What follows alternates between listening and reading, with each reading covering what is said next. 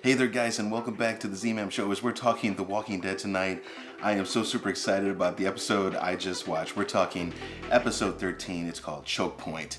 And I mean, let's just say it, right? That fight between Daryl, spoiler, screw that, Daryl and Beta, holy crap. That was amazing. This episode was just phenomenal. The tension was so amazing in that area. So, of course, Chokepoint, talking about, right, narrowing maybe a big threat into a small area so you can take them on. So we have Daryl and Connie who are guiding Lydia and Henry to safety, but they can't get away fully in time, so they decide to find a place where they can kind of even the numbers a bit, knowing that they're most likely being followed by Beta, as Lydia alludes to. They find this kind of apartment building complex that looks like it was still under construction or whatever, but anyways, it used to be a small hideout for that of Connie and some of the others. So they even had a stash of goods and a pretty cool little place kind of tucked underneath the floor that was neat.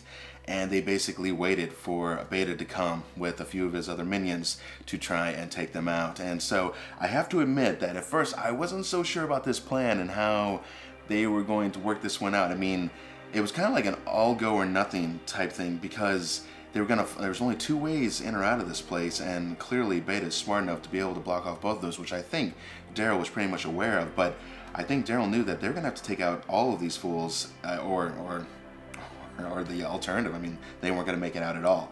And of course, Lydia was reluctant to try and kill her own people. I mean, this makes sense. I know she is torn. It was smart of Daryl to kind of put her to the side and just say, hey, you hang out in here then. If you're not going to help, Dog will help, take care of you and this and that.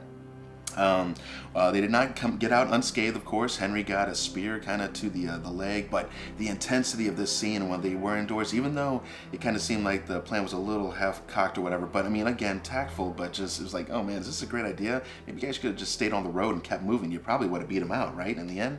But I get it. I see why they did it. I'm so glad they did it, because the fight scenes were amazing. And even Connie and just the wearing of her senses and what was going on, like when those two whispers were behind her and she didn't fully see it, and all of a sudden I think the one was about to throw something and she saw the shadow and she immediately ducked. I mean, what great photography, and just being aware of your surroundings and so forth, especially as a deaf person. Just she's an amazing character. And let's not forget to point out also little something possibly going on there with Connie and Daryl. You see when she was writing those messages and so forth. I think Daryl is very impressed by Connie and her ability to, and everything she does. And I don't know if you saw it, but she kind of had these kind of looks. I mean, yeah, he was looking down at the paper, but he was I think he was looking at her, kind of like, he was very, like I said, very impressed. So much in a way that I bet it was more than just, hey, you're a cool person to stay alive in the outdoors with. It's like, hey, you're a cool person, plus you're cute as hell, and we'll see what's up. So that could be good for Dale, right? So hey, we'll have to look out for that in the future. What else was going on? So yeah, Lydia, again, torn about killing and so forth. Henry gets a spear to the leg, but they get him wrapped up. At first, it looked like that was a pretty serious wound, and good thing it didn't hit any major arteries, because I do believe there's one or two down there in that leg area. But it seems they got okay. They got him wrapped up, and they decided they're going to make their way to Alexandria to get him stitched up before they can move on. They were supposed to be meeting the others at the fair, which by the end of the episodes we noticed that some of the other team from Hilltop and so forth and Tara, they noticed that they are not there yet, and so of course they are concerned and worried, as well as Kelly along the way on their trip to Hilltop. She was very worried about her sister. So of course, they're okay for now. We did see the next scenes from the next episode, and it looks like they do make it to Alexandria, no problemo. But it looks like there's Michonne saying some interesting words to Lydia, because obviously I guess Michonne knows the situation now. And she was kind of making this excerpt about basically, if I could just leave knowing that all the trouble's left with me, Michonne would do that for her community if she had that power. Basically insinuating that Lydia has that power, I think, too. If you could just leave, maybe all these problems would go away for, Alexandria and Hilltop and the others. But that's not fully true. When we know this now, we already saw Beta, his conversation, especially when he was, when Daryl was about to sneak up on him, and he goes, I don't care about your people, your world is dead.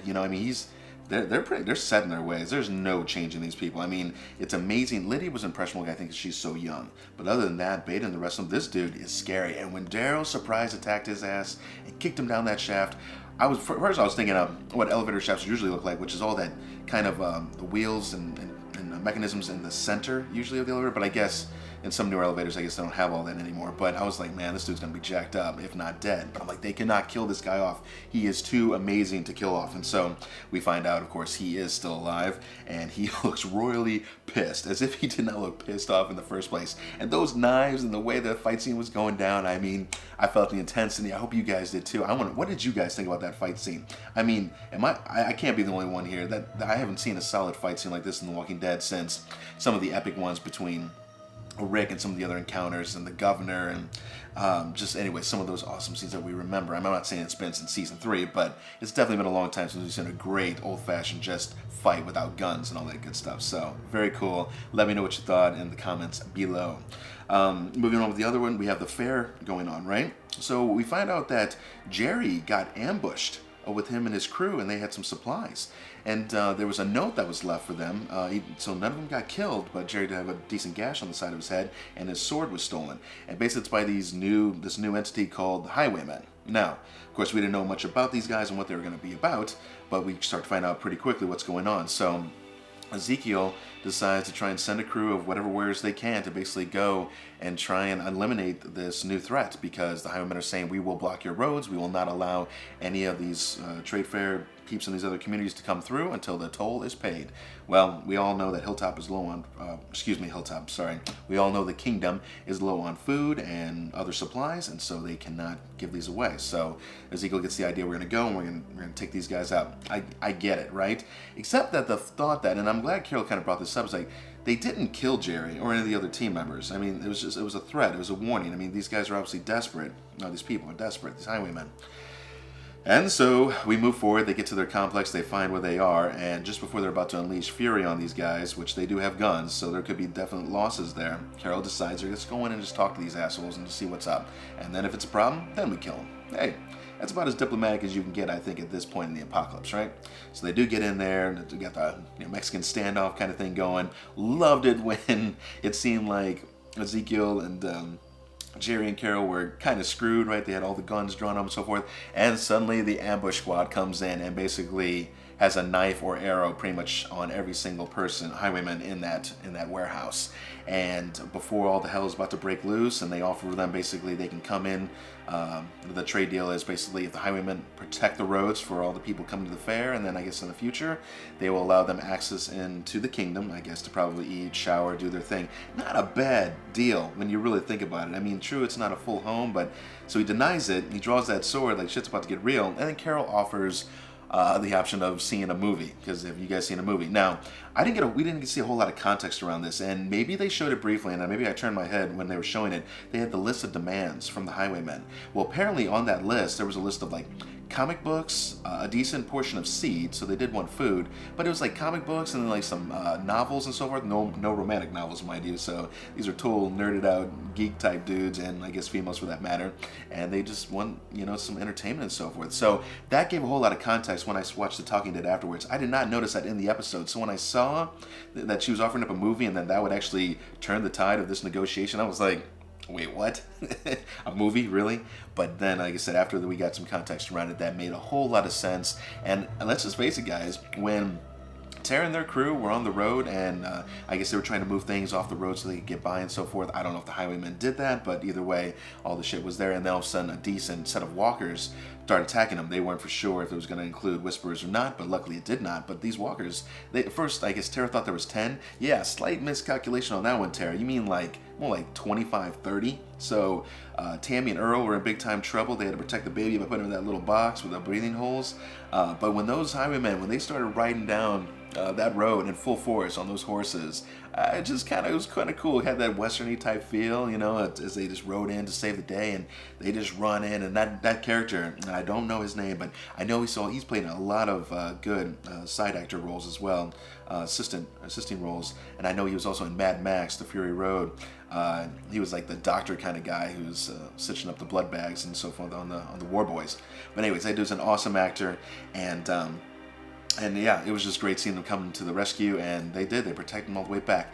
True, I feel this is a bit overly trusting for a crew we just met, but their numbers don't seem that great, and it seems manageable. So we'll have to see how it all plays out. But it's kind of cool to see that they have kind of like some, I don't want to call them henchmen, they're not henchmen, but some extra kind of warriors, mercenaries, if you will, to be able to kind of pay them in food and other items to try and help them when needed. So pretty neat overall.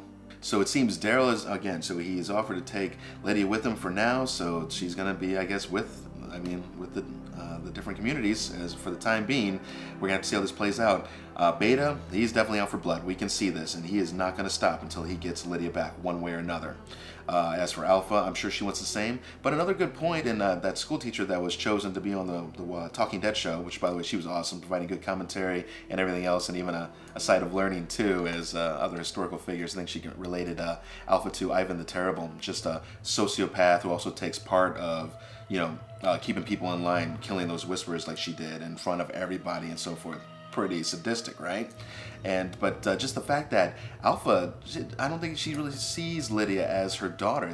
She's more like an object, and we talked about that before in some of the other reviews as we've been talking these episodes. So this is nothing fully new, but I mean, it definitely shows. It shows, and that sucks for Lydia that she really has no friends. But yet Daryl and all the others, Henry, they do have friends. So if they can do what is right, that is a great thing. But with human loss of other friends in the balance, that's a tough thing to deal with, and I wouldn't want to have to make that decision as a leader, but that's why we'll leave it to them. So we have 3 episodes left in this season. I gotta admit, I mean, no, with Rick gone and all the others, I was very skeptical. I was wondering, is this show gonna be able to maintain and sustain?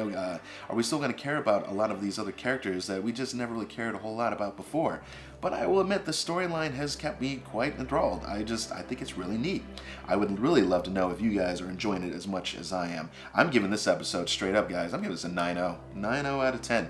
This, the fight scene alone just kind of took it over the top for me, and just the building encounters. I mean, it was just some great close encounters. Sometimes it gets a little old seeing all the gunplay, out in the open and so forth, but these tight quarters, everything dark, electricity out, and just trying to survive against these people trying to kill you again in these tight quarters, it just really kind of added that extra edge. It excited me for another time in one of these episodes. So I hope you guys are enjoying it as much as I am.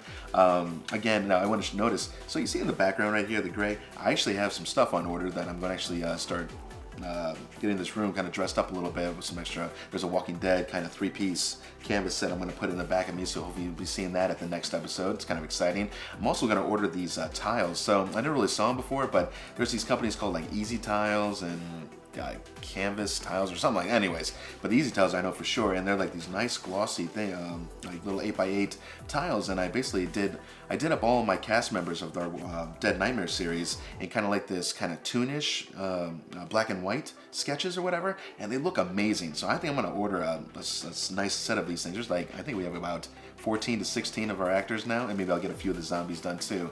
And I'm going to get them posted up, maybe if not in the background, maybe one on the sidewall. So I hope to use that as some backdrops in the future and show you guys what they look like. They are pretty damn cool, and they only cost about $10 a piece. I'll leave a link down in the description in case you guys get interested in it. Other than that, guys, it was a great episode. Be looking out for other Movie Monday reviews. We are still writing for Dead Nightmare. Going to be filming here in the upcoming weeks. I really hope so. And other than that, I hope you're enjoying. Like and subscribe if you are enjoying. And I will see you at the next review. Later.